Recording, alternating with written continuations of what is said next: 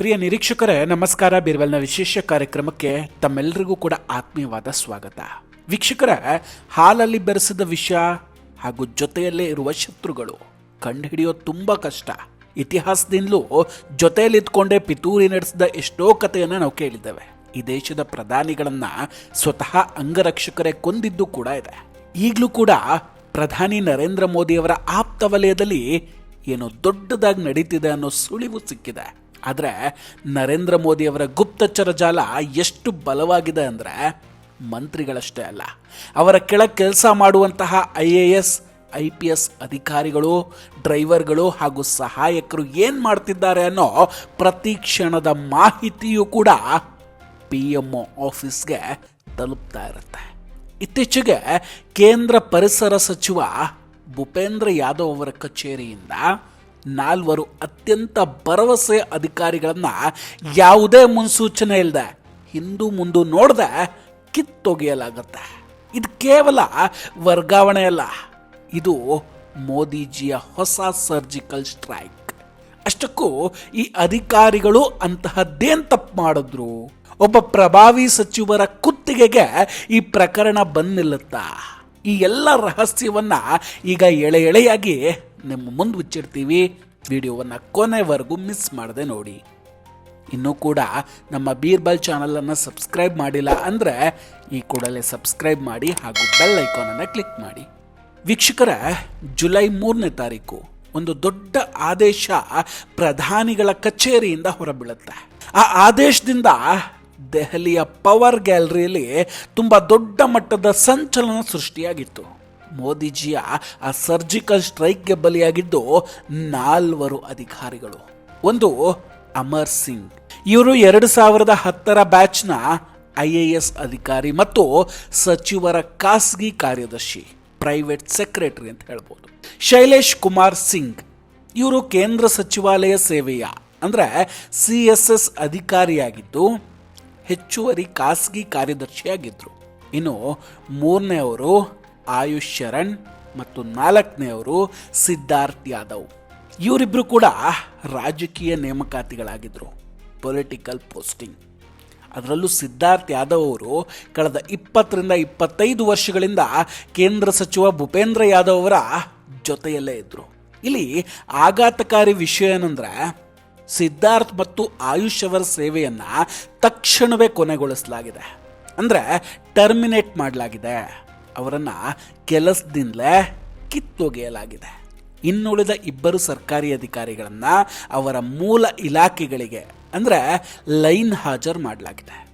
ಮೋದಿಯವರ ಕ್ಯಾಬಿನೆಟ್ನಲ್ಲಿ PMO ಅನುಮತಿ ಇಲ್ಲದೆ ಒಬ್ಬ IAS ಅಧಿಕಾರಿಯನ್ನು ಸಚಿವರ PA ಆಗಿ ನೇಮಿಸೋದಕ್ಕೆ ಕೂಡ ಸಾಧ್ಯ ಇಲ್ಲ. ಹಂಗಿದ್ದ ಮೇಲೆ ಅವರನ್ನು ತೆಗೆದು ಹಾಕೋದಕ್ಕೆ ಒಂದು ಪ್ರಬಲವಾದ ಕಾರಣ ಇರಲೇಬೇಕಲ್ವೇ? ಹಾಗಾದರೆ ಯಾಕಾಗಿ ಕ್ರಮ?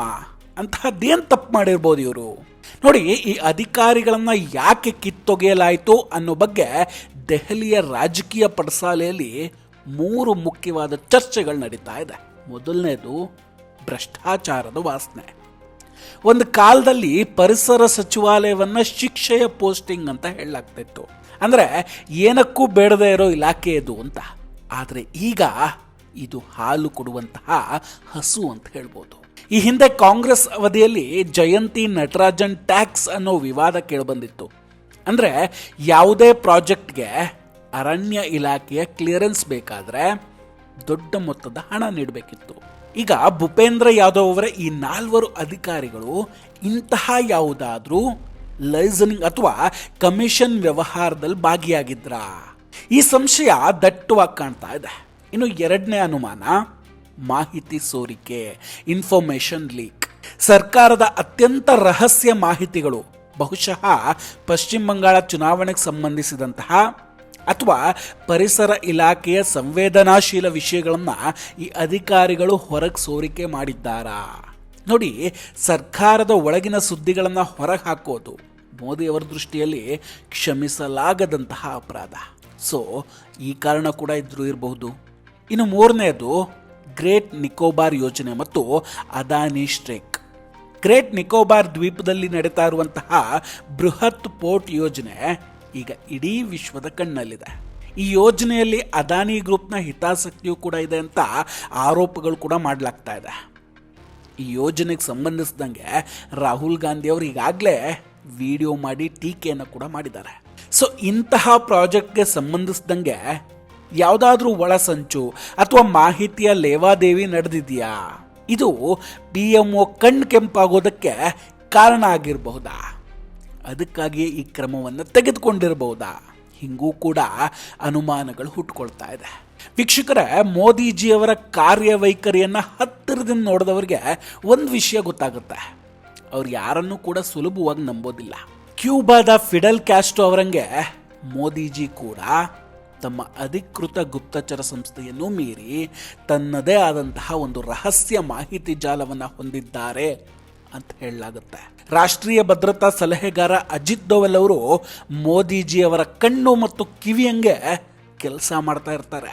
ಮಂತ್ರಿಗಳ ಕಚೇರಿಯಲ್ಲಿ ಏನು ನಡೀತಾ ಇದೆ, ಯಾರು ಮೋದಿಜಿಯವರ ಹೆಸರನ್ನು ಕೆಡಿಸ್ತಾ ಇದ್ದಾರೆ, ಯಾರು ಭ್ರಷ್ಟಾಚಾರದಲ್ಲಿ ತೊಡಕೊಂಡಿದ್ದಾರೆ, ಇದೆಲ್ಲದರ ಮೇಲೆ ದೋವಲ್ ಅವರ ತಂಡ ತೀವ್ರ ನಿಗಾವನ್ನು ಇಟ್ಟಿರುತ್ತೆ. ಈಗ ಈ 4 ಅಧಿಕಾರಿಗಳ ವಿರುದ್ಧ ಅಂತಹದ್ದೇ ಒಂದು ಕಟ್ ಥ್ರೋಟ್ ಇನ್ಪುಟ್ ಕೂಡ ಸಿಕ್ಕಿರಬಹುದು. ಅದಕ್ಕಾಗಿಯೇ ಪ್ರಧಾನಿ ವಿದೇಶ ಪ್ರವಾಸಕ್ಕೆ ಹೋಗುವ ಮೊದಲೇ ಇವರನ್ನು ಕಿತ್ತೊಗೆಯೋ ಹಾಗೆ ಆದೇಶವನ್ನು ಮಾಡಿದ್ದಾರೆ. ಹಾಗಾದರೆ ಇದರ ಪರಿಣಾಮ ಏನು ಮುಂದೆ?